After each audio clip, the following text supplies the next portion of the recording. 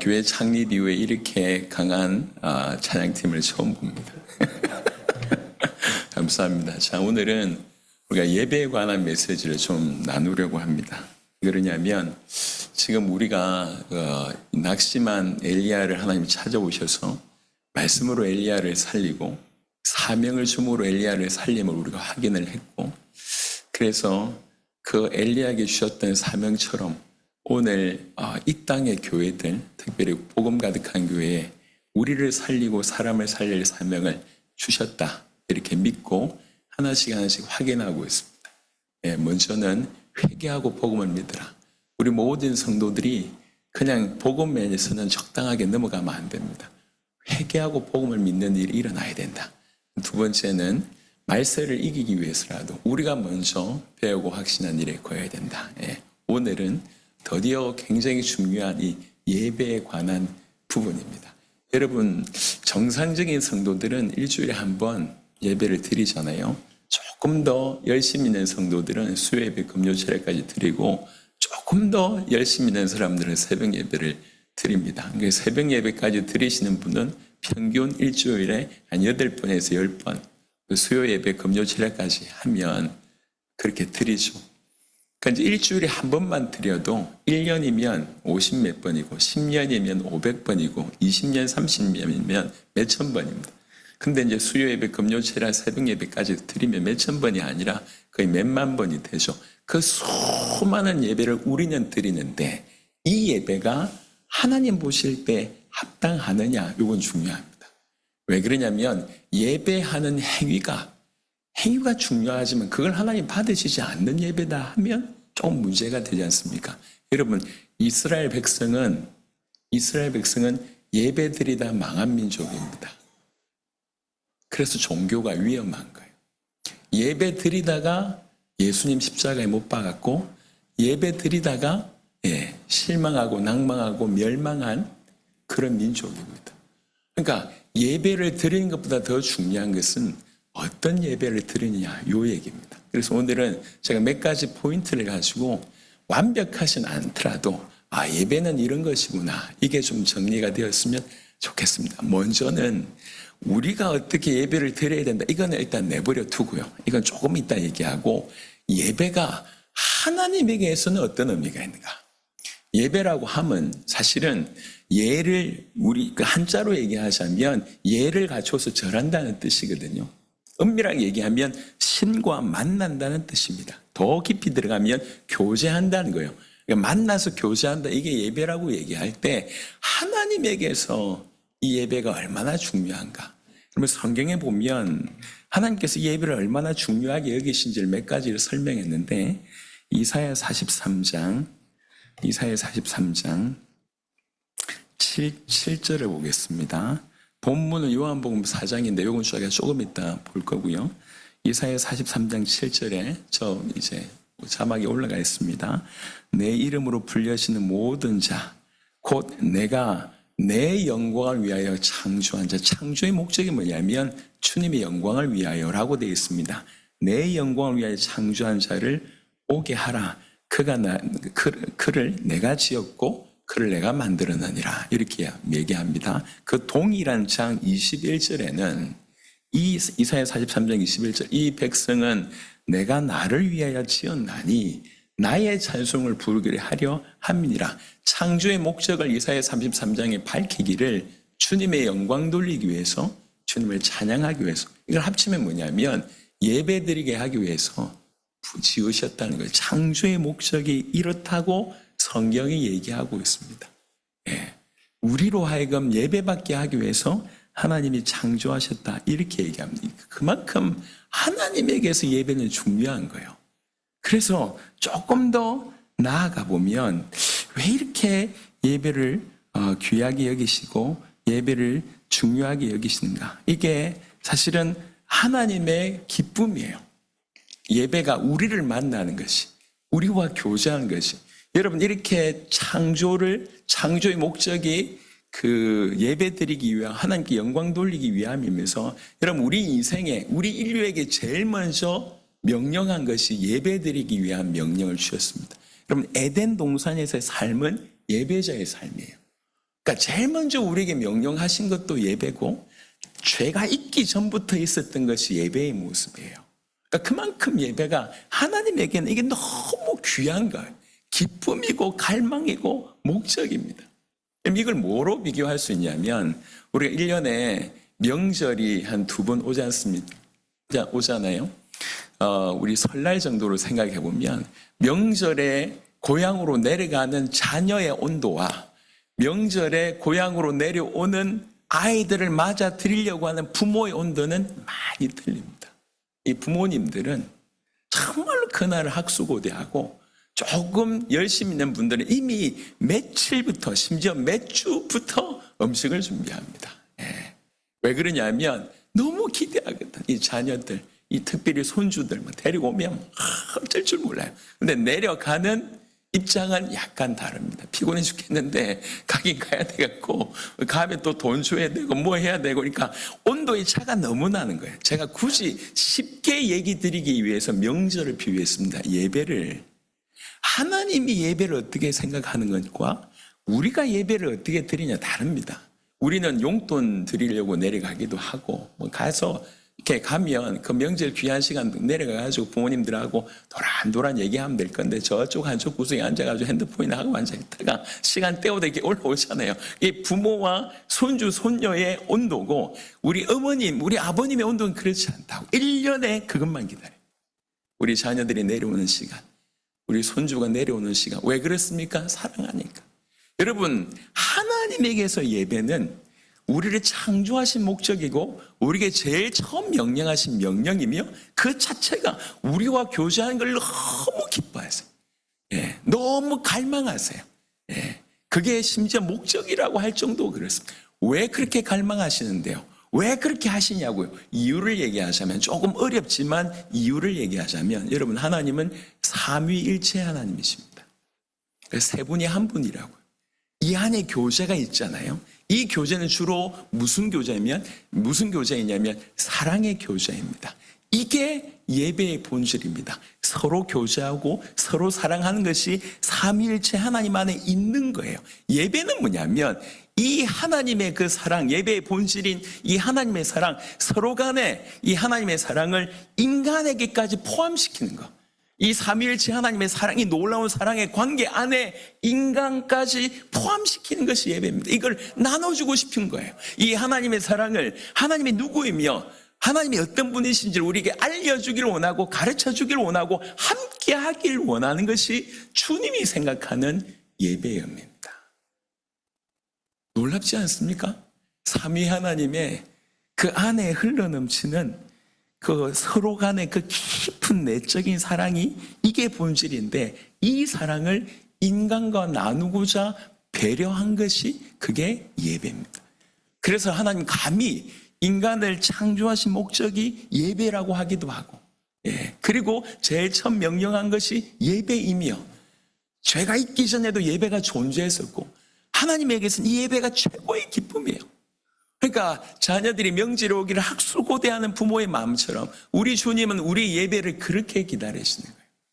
그게 주님에게서 예배입니다. 예배는 단순한 우리의 업무가 아니에요. 하나님에게서 예배는 이 삼위일체 하나님의 그 사랑을 쏟아붓고 싶어 하는 그것이 예배입니다. 모든 걸 주잖아요. 농사 지어가지고 1년에 바리바리 이렇게 김치 싸고 싸고 다 퍼주지 않습니까? 다 주잖아요. 그게 부모의 마음 아닙니까? 그게 하나님의 마음. 예배는 잘해봐. 하나님 발전 끼고 하나하나 보자. 이런 의미가 아니에요. 우리의 업무를 잘 지키고 있느냐 그런 수준이 아닙니다. 하나님은 우리의 예배를 그런 수준으로 받지 않습니다. 예배는 하나님이 우리에게 모든 걸 주고 싶어하는 교제하면서 당신의 사랑을 우리에게 주되 그냥 적당한 수준 낮은 사랑이 아니라 삼위일체 하나님 안에 있는 그 충만한 사랑을 주려고 하는 것이 그게 예배입니다. 그래서 예배는 우리가 생각하는 것보다 훨씬 큰 의미가 있습니다. 이 의미를 알면 하나님에게서 이 예배의 의미를 안다고 하면 우리 인간 편에서도 이 예배의 의미는 달리 정의가 돼야 됩니다. 인간 편에서 예배의 의미는 뭐냐면 하나님이 창조주시라고 인정하고 내가 그분에게 반응 보이는 거예요.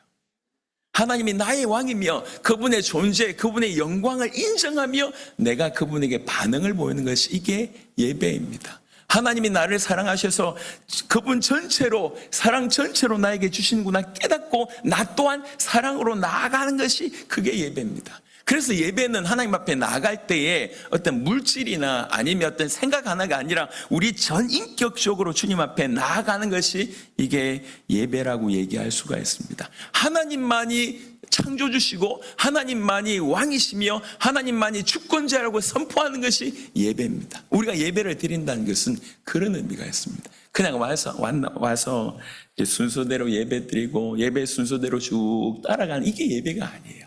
이건 형식입니다. 이 형식은 필요합니다. 하지만 형식의 예배가 아니라고요. 그 자리 지키는 게 예배가 아니라고요. 하나님은 기본적으로 교제하기 원하십니다. 이 하나님의 사랑이 우리에게 흘러나오고 이 하나님의 사랑을 우리가 경험하고 그 하나님의 사랑을 다시 주님 앞에 그 동일한 강도는 아니겠지만 어머니의 사랑을 알아서 자녀가 어머니를 사랑하고 부모를 사랑하는 이 아름다운 교제가 일어나는 거 이게 예배입니다. 그래서 그 의미를 알면 우리 성도들도 그에 맞게끔 응답을 하게 돼 있다는 거죠. 그래서 어떤 분은 예배를 뭐라고 정의했냐면 가장 중요한 분에게 가장 중요하게 대해주는 거라고 예배를 정의했습니다.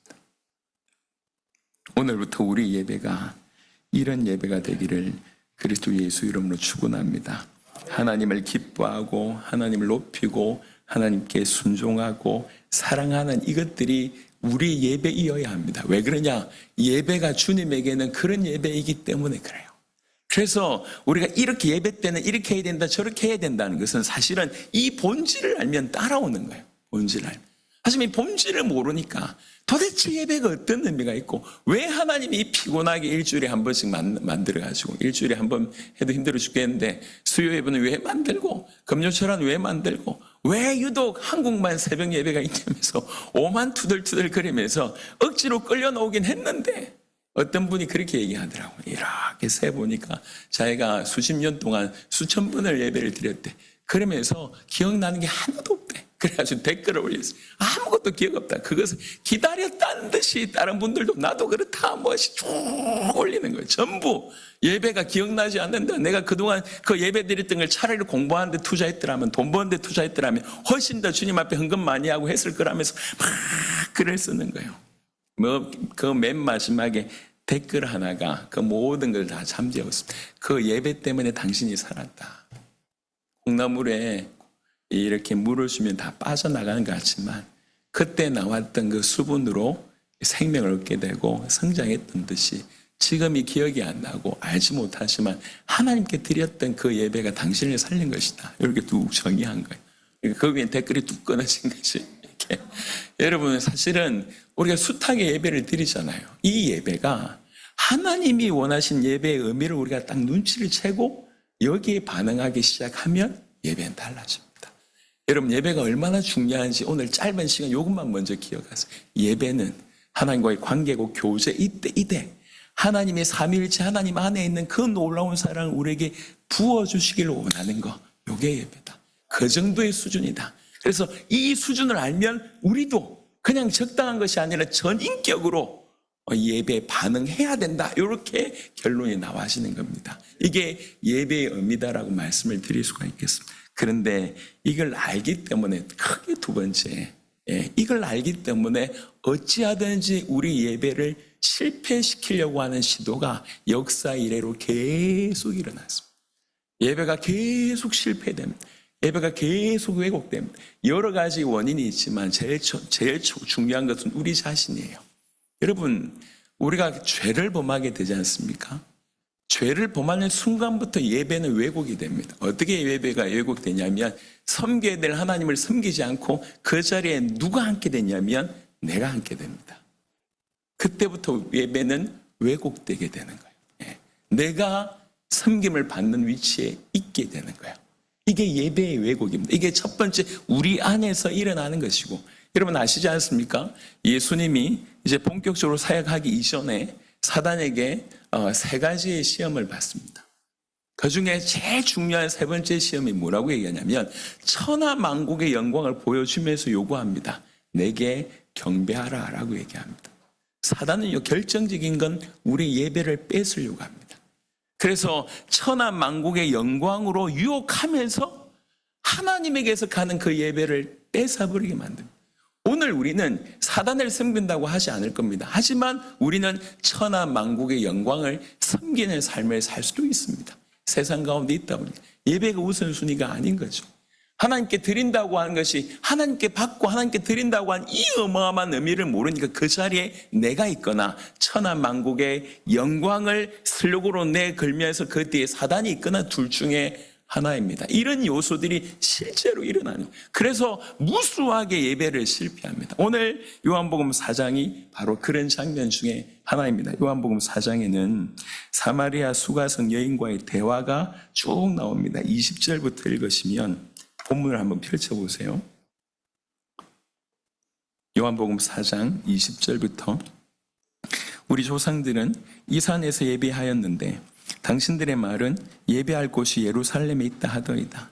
예수께서 이르시되 여자야 내 말을 믿으라. 이 산에서도 말고 예루살렘에서도 말고 너희가 아버지께 예배할 때가 이러리라. 너희는 알지 못한 것을 예배하고 우리는 아는 것을 예배하노니 이는 구원이 유대인에게서 남이라. 아버지께 참되게 예배하는 자들은 영과 진리로 예배할 때가 오나니 곧 이때라. 아버지께서는 자기에게 이렇게 예배하는 자들을 찾으시니라. 하나님은 영이시니 예배하는 자가 영과 진리로 예배할지니라. 아멘. 오늘 이 본문을 꼭 이해하는 은혜가 있으시길 바랍니다. 배경을 잠시 설명해 주면 이렇게 사마리아 사람과 지금 유대 요 배경 가운데 있습니다. 북이스라엘의 수도가 사마리아였는데 북이스라엘이 빨리 망하게 돼요. 아수르에 망하게 됩니다. 아수르가 어떤 정책을 쓰냐면 혼혈 정책을 써요. 그러니까 이스라엘 남자들을 외쪽으로 이주를 시켜버리고 외부에 있는 이방 민족들을 들여오는 거예요. 그래서 혼혈이 되게 한 거예요. 혼혈. 그러니까 이제 유대 민족 입장에서는 저 사마리아인들은 혼혈 족속인 거예요. 순수하지 못한 거예요. 그래서 개처럼 여기는 그런 배경입니다. 근데 여기에도 하나님을 섬기는 사람이 있잖아요. 근데 예루살렘에 갈 수가 없잖아요. 그래서 그리심이라고 하는 산에 성전을 세운 거예요. 그러니까 사마리아인들은 여기서 예배를 드려야 된다고 하고 유대인들은 예루살렘에서 예배 드려야지 정통이라고 하고 있는, 둘이 이렇게 다투고 있는 문제를 끄집어낸 겁니다. 어느 산에서 예배 드리는 것이 옳습니까? 이게 사마리아 여인의 이제 질문입니다. 어디가 정통이에요?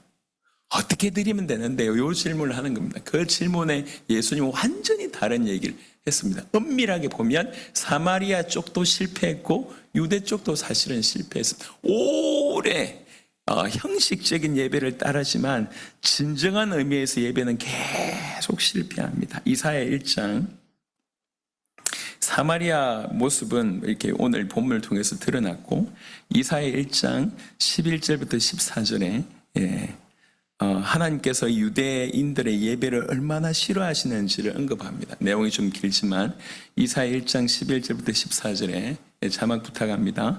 여호와께서 말씀하시되 너희의 무수한 재물이 내게 무엇이 유익하냐? 나는 순양의 번제와 살찐 짐승의 기름에 배불렀고 나는 수송아지나 어린 양이나 숫 염소의 피를 기뻐하지 아니하노라. 너희가 내 앞에 보이러 오니 이것을 누가 너희에게 요구하였느냐? 내 마당만 밟을 뿐이니라. 헛된 재물을 다시 가져오지 말라. 분양은 내가 가증히 여기는 바요 월삭과 안식일과 대회로 모이는 것도 그러하니 성회와 아울러 악을 행하는 것을 내가 견디지 못하겠노라. 내 마음이 너희의 월삭과 정한 절기를 싫어하나니 그것이 내게 무거운 짐이라. 내가 지게 곤비하였느니라. 아예 너희의 예배가 내가 너무 피곤하고 힘들다. 너무 마음이 아프다.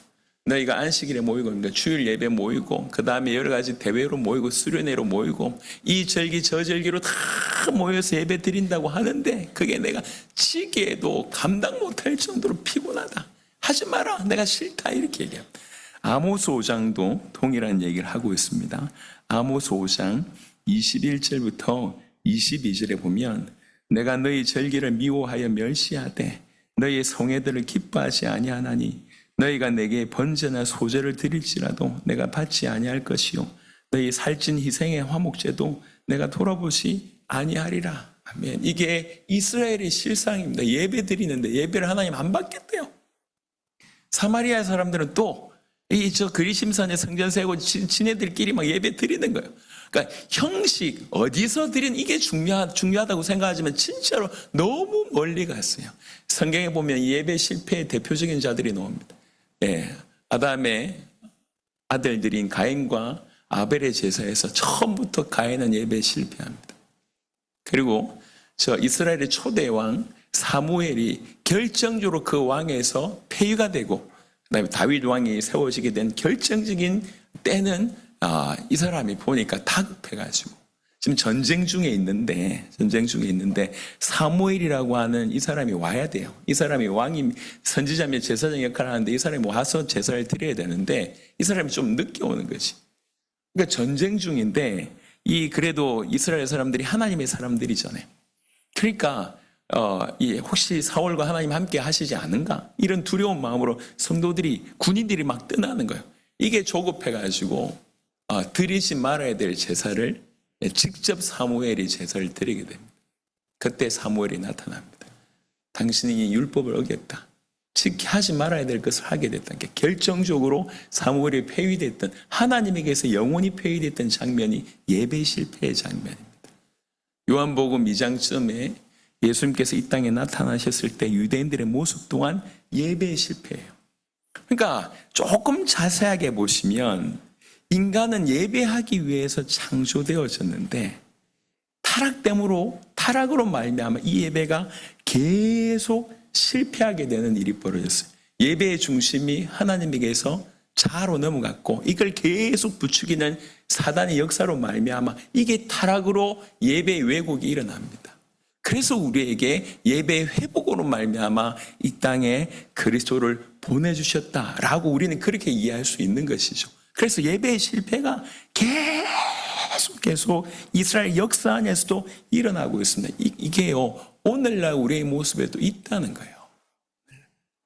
2000년 전에 그때 이스라엘 백성들 죄송합니다. 아이고 저 무식한 놈들 예수님이 오셨는데도 불구하고 알아듣지 못하고 저렇게 한다라고 우리가 얘기할 수 있지만 오늘날 우리의 예배 드리고 있는 우리의 중심을 보시고 하나님이 어떻게 여기실지는 조금 다를 겁니다.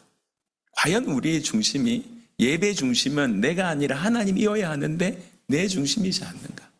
그럼 오늘날 교회들이요 너무 이렇게 아까도 말씀드렸던 것처럼 자아를 섬기기 때문에 또 사단이 유혹했던 그런 천하만국의 영광을 보여줬기 때문에 예배보다 성공과 돈과 인정의 우선순위를 두는 경우들이 너무 많습니다. 이건 예배적인 부분은 이미 우리가 실패한 거고요. 그리고 교회도요. 교회의 메시지가 하나님을 얘기하기보다는 사람을 위해주는 위로해주고 어쨌든지 이런 쪽으로 포커스를 두는 게 많아요. 그러니까 하나님은 별로 상관없어. 사람 중심의 예배가 되는 경우들이 많습니다. 그리고 조금 죄송합니다. 예배가 분위기가 어떻게 되냐면 소비 문화로 전락했어요. 교회는 예배라고 하는 상품을 서비스로 제공해주고 성도들은 소비자가 된 거예요. 그래서 이제 잘 봤다 이래가지고 헌금 몇 푼 내주는 거지. 이게 마치 사람들이 영화관에 가서 영화 보는 것처럼 아무 대책 없이 그냥 와서 앉아 있다가 오늘은 목사님 설교 잘하셨네. 오늘은 양복 색깔이 저렇네. 오늘은 목소리가 좀 저렇네. 이렇게 평가하면서 오늘 좀 은혜 받았고 감동받았다. 오늘은 뭐 얼마 이렇게 하고 간다는 거. 요게 뭐냐면 요게 회중이 하나님의 사람들이 될 회중이 구경꾼으로 관람객으로 이렇게 바뀐 것이고 하나님 중심의 예배가 인간 중심으로 갔던 그런 모습이 오늘의 이 모습입니다. 하나님의 절대적인 하나님의 거룩한 이런 것들은 다 제거하고 그냥 사적인 만족 정도로 예배를 이용하는 것입니다. 이게 지금 전 세계적인 추세입니다. 감동은 있지만 진리가 없는 예배. 복음 중심, 하나님 말씀 중심보다는 심리학과 동기부여적인 그런 메시지가 충만합니다. 이게 지금 전 세계 예배의 모습이라고 조금 과하게 설명하면 그렇습니다. 그러다 보니까 여러분 예배는 아까 말씀드렸듯이 조금만 보면 이게 엄청난 영적인 전쟁이에요. 여러분 예배에 대해서 여러분 우리가 예배의 왜곡을 가지고 있잖아요. 예배에 실패하는 것에 대해서 주님은 어떻게 여기실 것 같습니까? 우리 조금 전에 읽었던 이사야 1장과 아모스를 보시면 이 이스라엘 백성들이 예배를 실패하는 것에 대해서 하나님은 굉장히 슬퍼하시고 분노하십니다.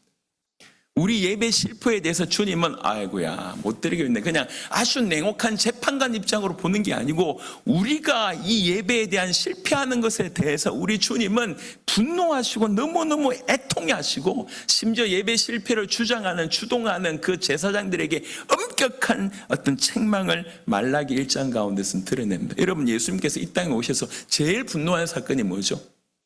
어느 때 가장 분노하셨습니까? 혹시 기억나십니까? 대놓고 분노하실 때가 언제였습니까? 성전 정화 사건이에요. 참지를 못하는 거예요. 이 성전이, 하나님의 성전이 장사하는 곳이 된 거예요. 그래서 그분이 노건으로 채찍으로 만들어가지고 막 보내고 돈 엎어버리고 이럴 수가 없는 모습을 보여줘요. 그게 예배에 대해서 실패한, 예배에 대해서 왜곡한 우리들을 향한 주님의 마음을 그냥 여실하게 드러낸 거예요. 여러분, 우리가 올바른 예배를 드리지 못하고 있는 것에 대해서 우리 주님은 굉장히 슬퍼합니다. 아까 말씀드렸습니다. 명절에 수개월부터, 수주 전부터, 수일 전부터 음식 다 준비해놓고 왔는데 들어오는 애의 얼굴이 그냥 흘러내려. 얼굴 표정이 오기 싫은데 왔어. 그래 왔는데 어머니 본체만 취하고 지네들끼리 싸우고 쓸데없는 얘기하고 이러고 있으면 부모 마음이 그냥 무너지는 거예요. 좋은 날에 좋은 얘기하려고 모였는데 이게 그런 게 아닌 것이 마음이 계속 무너지는 겁니다. 우리 예배가 혹시 그렇다면, 여러분, 형식 중요합니다. 하지만 더 중요한 건 예배가 뭔지 본질을 회복해야 돼요. 예배 실패할 때 우리 주님이 어떻게 분노하시고 얼마나 아파하시는지, 얼마나 그것에 대해서 애타하시는지 성전 척결의 사건이 그래요. 그래서 예배는 어떤 의미로서 전쟁이에요. 성공하느냐 실패하는 건 굉장히 중요합니다. 굉장히. 내가 진실한 예배를 드리냐 그렇지 않느냐에 따라서 우리 인생도 결정나지만 하나님 보실 때 하나님을 한편으로 너무나 기쁘게 할 수 있느냐 아니면 너무나 실망시킬 수 있느냐, 이게 예배입니다. 그래서 준비 없는 예배를 드린다, 기도 없는 예배를 드린다, 굉장히 그냥 딱 봐도 실패입니다. 영적 전쟁이라고 한 것을 인정하는 사람, 기도 없이 말씀 없이 하나님 앞에 설 수 없습니다. 회개 없이 나갈 수 없습니다. 감격 없이, 하나님 사모함 없이 예배를 참여한다, 실패입니다. 그래서 사실은 우리가 찬양하고 이렇게 예배 전에, 본격적으로 메시지 전에 이렇게 기도하지 않습니까? 굉장히 중요해요. 기도하면서 조금 이따 말씀드리겠지만 우리가 준비가 돼요. 준비가. 정말로 하나님을 만날 준비, 하나님의 사랑이 우리에게 흘러 들어올 준비, 그 준비를 해야 됩니다. 다시 요한복음 4장으로 넘어가시면 본문 하나 보겠습니다. 마태복음 15장 8절 9절 8절만 보겠습니다. 마태복음 15장 8절에 예수님께서 그때 그렇고 오늘날의 수많은 교회를 보시면서 이렇게 평가하실 것 같습니다. 마태복음 15장 8절에 이 백성이 입술로는 나를 공경하되 마음은 내게서 멀도다. 여러분, 예배 실패한 것이 어떤 형태로 나타나냐면 예배가 형식으로 전락이 되고 마음은 이미 멀리 떠나 있어요. 그리고 삶에서는 전혀 실천하지 않습니다. 그러니까 분리되어 있는 거죠. 교회당에 들어왔을 때는 교인인데 나갔을 땐 전혀 상관없는, 저 밖에 있는 불신 영혼과 별반 다를 바가 없는데, 이게 예배 실패의 모습입니다. 우리는 형식만 남아있고 우리 마음은 주님에게서 멀고 우리 삶에서는 전혀 실천되지 않고, 근데 이건 우리의 모습이잖아요. 그런 모습을 보시는 하나님은 이 목말라서 애타 죽겠는 거죠. 너무 슬픈 거예요. 너무 분노가 나고, 이게 주님의 마음. 얼마나 이 예배의 실패를 사단은 자극하고 우리 안에 있는 죄성은 얼마나 예배를 실패를 하도록 계속 강요하냔 말이에요. 하나님의 진심은 예배를 통해서 거룩한 친밀감을 누리고자 하는데 성도들은 그게 아니고 관습으로나 자만족으로 이 예배를 바꿔버렸어요. 여러분, 하나님의 영광이 사라진 예배는 아무리 대단하 보여도 가증합니다. 아무리 정결해 보여도 가증합니다. 하나님의 영광이 사라진 예배. 그러니까 이런 예배의 실패가 성경 속에 있는 그들에게만 존재한 것이 아니라 오늘날 이 땅의 수많은 교회들, 또 우리의 삶 속에서 예배의 실패가 무수하게 일어나고 있다는 거예요. 그래서 우리가 조금 오늘 이 시간부터 우리 또 교회부터 정말 참된 예배를 회복해야 되겠다. 그러니까 참된 예배를 회복하는 것으로의 메시지가 요한복음 4장에 나와 있는 것입니다. 요한복음 4장 다시 말씀드리면 23절에 얘기합니다. 23절에 아버지께 참되게 예배하는 자들은 영과 진리로 예배할 때가 오나니 곧 이때라. 지금이다. 이때가 왔다. 이때는 무슨 때입니까? 예수님이 오신 때입니다. 예수님이 오심으로 말미암아 예배라고 하는 패러다임이 완전히 바뀐다. 장소가 중요한 게 아니다. 예루살렘 성, 그 다음에 이렇게 예루살렘에 있는 또 그리심산에 있는 그 장소가 중요한 게 아니다. 진짜 예배는 주님과 인격적인 관계를 누리는 것이다. 진짜 예배는 이 예배다. 이 인격적인 관계를 그리스도의 십자가 아니고는 하나님과 만날 수가 없기 때문에 주님의 오심으로 말미암아 이 예배가 통으로 완벽하게 패러다임의 전환이 일어난다는 것이고, 또 구약에는 이 제사라고 하는 형식, 제의 중심의 예배였지만 예수님의 오심으로 말미암아 본질적인 예배, 우리가 누구를 예배하고 누구를 만나느냐, 본질적인 예배로서의 대전환이 일어납니다. 여러분, 구약에서 예배드릴 때 필요했던 성전, 예배드릴 때 필요했던 제사장, 예배드릴 때 필요했던 모든 제물이 그리스도 예수 안에, 그리스도 예수 안으로 다 들어갑니다. 다 정리가 됩니다. 이건 다 예표였을 뿐입니다. 그 모든 예표의 중심이고 그 모든 예표의 성취가 되시는 그리스도께서 이 땅에 나타나셨기 때문에 그 모든 것이 예수 안에서 성취가 됩니다. 그래서 예수님의 오심으로 말미암아 예배가 전격적으로 완전히 변화되는 일이 벌어지는 거예요. 그래서 과거에는 인간 타락 이후에 예배는 죄로 인해서 왜곡될 수밖에 없는데 그리스도의 죽으심으로 말미암아 우리가 다시 하나님을 만남으로 이 예배가 회복되는 일이 벌어진 것입니다. 그래서 십자가 없는 예배는 아무리 견고하고 정교해도 하나님께 나아갈 수가 없습니다. 오직 십자가를 통해서만 우리 주님 앞에 나아갈 수가 있습니다. 구약 모든 제사는 그리스도를 예표합니다. 요한복음 2장 19절 21절에는 이렇게 표현합니다. 요한복음 2장 19절부터 21절에 예수께서 대답하여 이르시되 너희가 이 성전을 헐라 내가 사흘 동안에 일으키리라. 유대인들이 이르되 이 성전을 46년 동안 지었거늘 네가 3일 동안 일으키겠느냐 하더라. 그러나 예수는 성전된 자기 육체를 가리켜 말씀하신 것이라. 내가 성전이야. 내가 구약의 그 모든 제사의 예표야. 내가 그야. 내가 그야. 그래서 진정한 예배는 그리스도를 통해서 그리스도로 말미암아 그분의 십자가로 말미암아만 회복됩니다. 여러분, 계시록의 4장 5장, 계시록 4장 5장에 보면 하늘의 예배의 모습이 쭉 보여집니다. 하늘의 예배의 모습이 보여집니다. 그러니까 하늘 보좌에 주님이 계시고 그 근처에 24장로의 보좌가 있고 24장로가 있고 그 근처에서 천사, 이를 헤아릴 수 있는 만만천천의 천사들이 그 주위를 둘러쓰고 나중에 찬양하기 시작하는데 이 천사들만 찬양하는 것이 아니라 모든 천하 만물들이 찬양합니다. 근데 5장을 다 보세요. 그 모든 중심에 누가 있냐? 누구를 찬양하고 있냐? 어린 양을 찬양합니다. 하늘 예배의 키는 그리스도 어린 양을 찬양하는 거예요. 어린 양을 붙드는 거예요. 이게 장소 중심으로 형식 중심으로 예배드렸던 모든 것이 예수님이 등장으로 말미암아 그분의 십자가로 말미암아 송두리째 완전히 바뀌게 됩니다. 여러분, 이 의미를 안다고 하면 우리 예배는 달라질 수밖에 없습니다.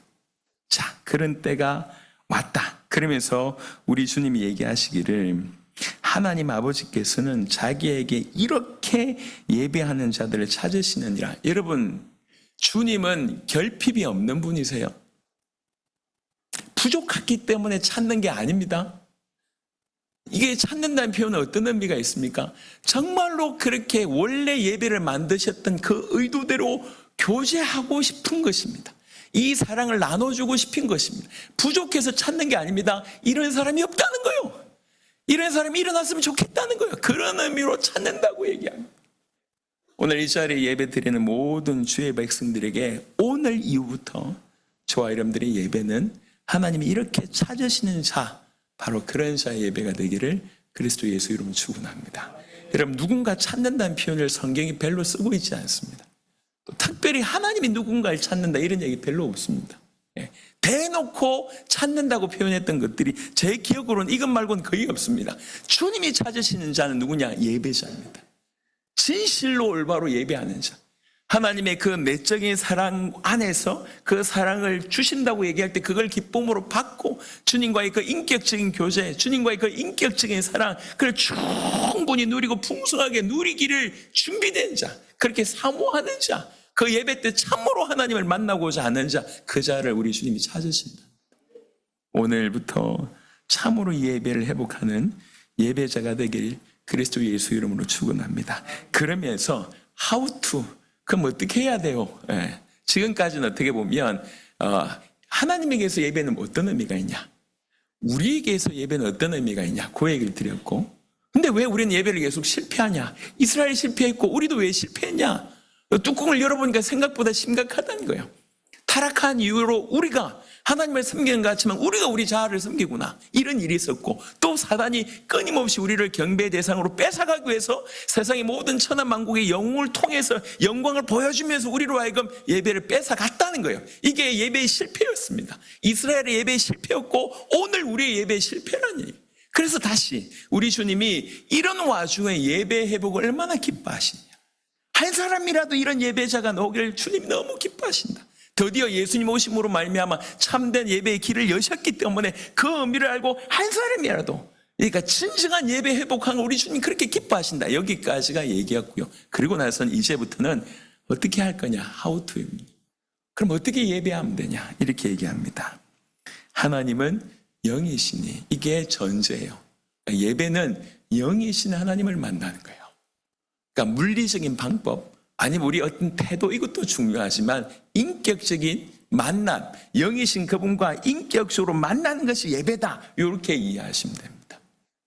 그러면서 조금 더 어떻게 만날 수 있는데요, 예배하는 자가 영과 진리로 예배할지니라 라고 되어 있습니다. 여기서 영은 성령을 얘기하고 여기서 진리는 그리스도 내지는 하나님의 말씀이라고 얘기합니다. 이거 제가 조금 지금 차차 설명하겠습니다. 영으로 예배를 드려야 된다는 거죠. 여러분, 우리 안에 주의 성령이 우리 안에 계십니다. 그 성령은 우리 안에서 일하십니다. 그 성령에 의해서 예배를 드린다. 조금 더 자세하게 설명해 주세요. 이게 무슨 말이냐면, 성령이 우리 안에 계시잖아요. 성령이 우리 안에서 역사하시도록, 내 저 존재 깊은 곳에서 주의 성령이 내 안에서 감동을 주시도록, 그래서 하나님 앞에 우리가 진실되게 하시도록 내 안에 주의 성령이, 그래서 성령이 역사하실 때 성령의 역사로 말미암아 내가 반응 보일 수 있도록. 아까 우리 박 장로님이 찬양 인도하면서 먼저 회개를 얘기했습니다.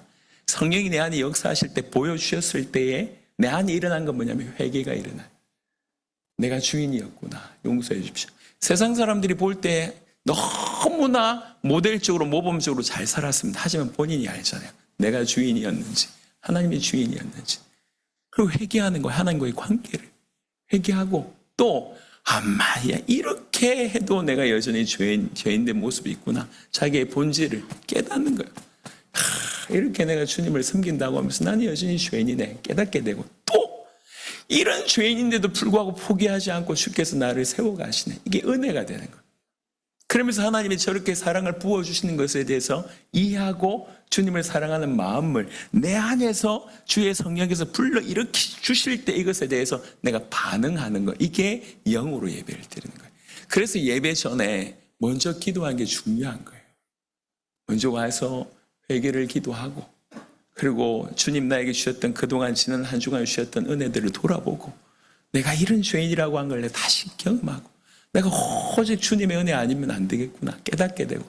여러분, 예배 때는요, 응답에 초점이 되면 큰일 납니다. 뭔가 문제 해결이 초점이 되면 큰일 납니다.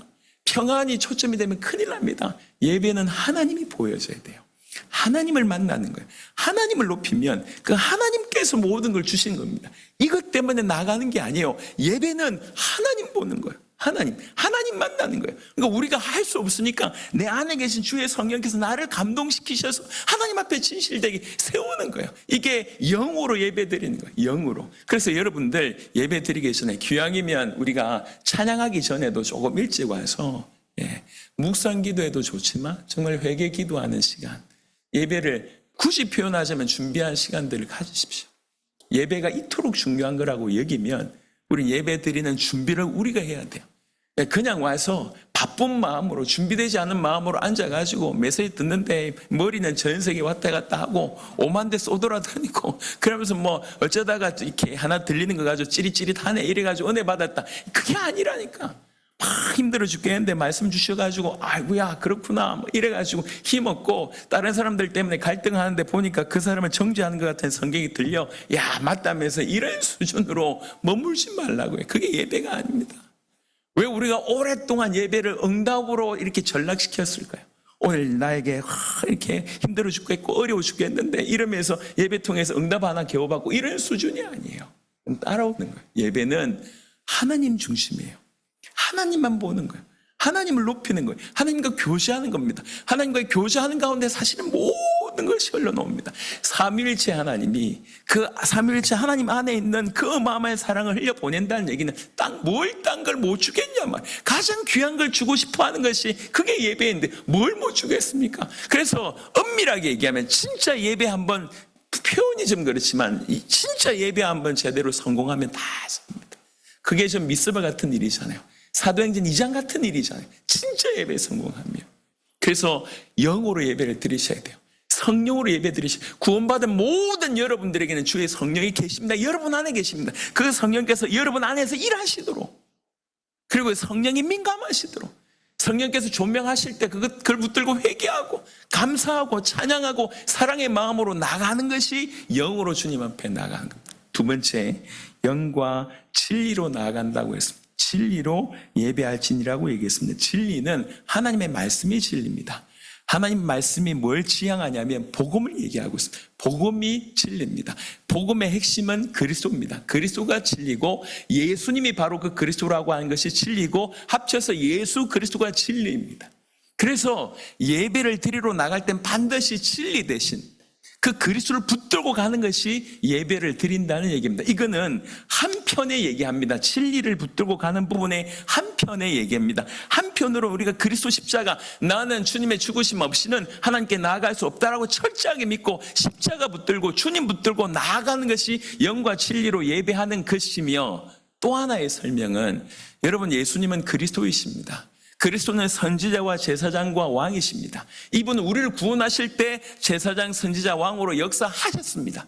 그 그리스도 역사하심으로 말미암아 우리가 구원을 받았습니다. 그런데 주님이 그리스도의 사역을 지금도 하고 계시다는 거예요. 하늘 보좌에서 여전히 그분은 그리스도로 존재하고 계십니다. 여전히 그분은 우리에게 선지자로 사역하시고 제사장으로 사역하시고 왕으로 사역하십니다. 그분은 선지자로 사역을 하시는데 특별히 뭘로 하고 계시냐면 당신의 말씀을 계시하는 역할을 하고 계십니다. 그래서 예배 때도 그 그리스도께서 우리에게 당신의 말씀을 계시하십니다. 이게 당신의 선지자로서의 사역을 예배를 통해서 하십니다. 그리고 제사장의 역할은 죄를 해결하시면서 우리를 위해서 중보하십니다. 지금 우리가 예배드리는 이 자리에 진리 되신 그 그리스도는 우리에게 그리스도를 계시하시고 하나님 말씀을 계시하시고 우리를 위해서 중보하시고 그분은 왕으로서 우리를 통치하십니다. 다스리십니다. 그게 예배 중에도 그리스도이신 그분이 역사하신다는 거예요. 그래서 진리로 예배 드린다는 것은 한편으로는 십자가 붙들고 우리 하나님 앞에 나간다 이 말도 있지만, 또 한편으로는 우리 주님이 말씀으로 그리스도로 우리에게 말씀을 계시하심으로 우리를 중보하심으로 우리를 다스리심으로 이 예배에 함께 하신다는 거예요.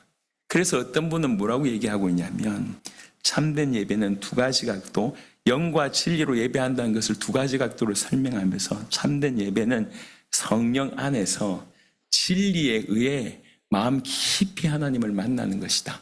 요한복음 4장을 이렇게 설명했습니다. 또 한 각도는 뭐냐면 참된 예배는 진리 앞에서, 이 쏟아지는 진리 앞에서 내 내면이 깨어지게 하는 성령의 역사다. 이렇게 표현했어요. 그러니까 내가 십자가를 붙들고 가는 것도 진리로 예배드린 것이고, 내가 하나님의 말씀, 나에게 다가오는 이 계시된 하나님 말씀을 내가 붙잡아서 그 말씀으로 내가 내 내면이 깨어지는 것도 진리를 붙잡고 예배하는 것이라는 것이죠. 야, 여러분 보시면 알겠지만 성령 안에서 진리에 의해서 하나님을 만난다. 이게 예배라고 얘기했고, 하나님으로부터 오시는 그 말씀으로 예수 그리스도께서 우리에게 계시하신 그 말씀으로 그 진로로 내 내면이 깨어지는 성령의 역사다. 여러분, 예배는 이 삼위일체 하나님의 은혜 속으로 들어간 겁니다. 그러니까 이게 회복된 예배입니다. 아까 제가 말씀드렸습니다. 진정한 의미의 예배는 삼위일체 하나님의 그 성령, 삼위일체 하나님의 그 사랑을 우리에게 베풀어 주는 것이 진정한 예배라고 얘기했는데, 이 예배가 회복되는 것이 영과 진리로 예배할지니라, 요 말이에요.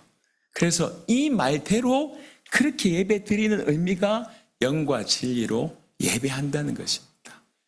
그래서 이렇게 우리가 하우투로 예배하게 될 때 다 살아나는, 세상과 나는 온데간데 없이 사라지고 주님만을 보게 됩니다. 주님만 보면 됩니까? 주님만 보면 됩니다. 성령 안에서 진리를 붙잡고 그리스도를 붙들고 하나님을 깊이 만납니다. 그 안에 다 나옵니다. 그 안에. 여러분, 예배 드릴 때마다 이렇게 하세요. 예배 드리기 전에 주의 성령 안에서 간절히 기도하고 성령에 민감해지세요. 회개케 하시면 회개하시고, 또 결단케 하시면 결단하게 하시고, 찬양케 하시면 찬양하세요. 성령 안에서 하시면 반드시 그리스도 붙들고 서야 됩니다. 십자가 없이 내가 하나님 만날 수 없다. 진리 아니고 하나님 만날 수 없다. 붙들고 하나님을 예배 중에, 찬양을 통해서, 기도를 통해서, 말씀을 통해 예배 중에 들려주는 음성을 통해서 깊이 하나님 만나서, 또 반대로, 반대 의미로 설명하면 이 진리 앞에서 여러분 내면이 깨어지는, 막 쏟아지는 하나님, 그 그리스도의 진리의 말씀 앞에서 여러분 내면이 깨어지게 하는 그 성령의 역사입니다. 이거를 경험하는 거예요. 예배 때마다. 영과 진리로 예배 드린다는 의미는 이런 의미입니다. 그러면 원래 하나님이 원래 우리를 초청하셨던 그 예배의 의미를 우리 회복하게 되는 거예요. 이런 예배가 회복이 되면 우리는 다 삽니다. 여러분, 예배는 하나님의 품으로 귀환하는 겁니다.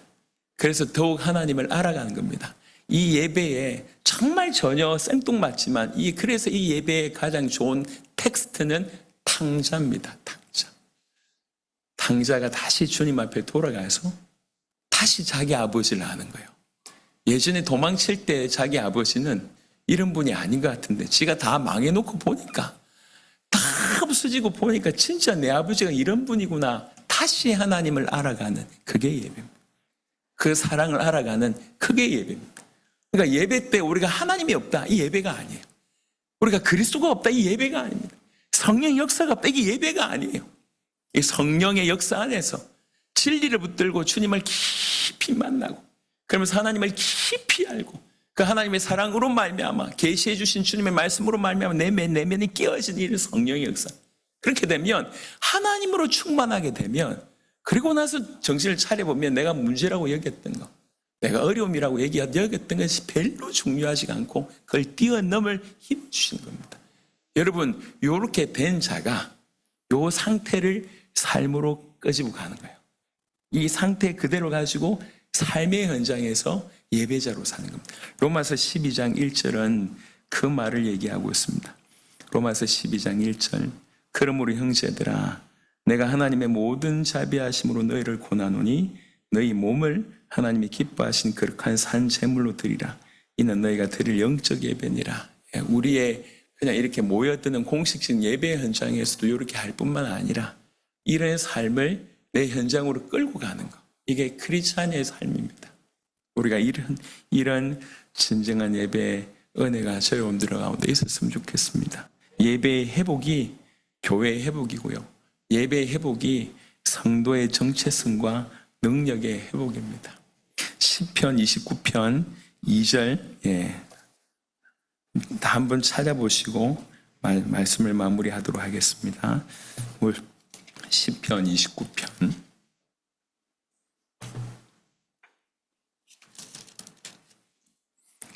29편 2절 찾으셨으면 다 같이 합독하고 통성으로 기도하는 시간 갖도록 하겠습니다. 시편 29편 2절 같이 읽겠습니다.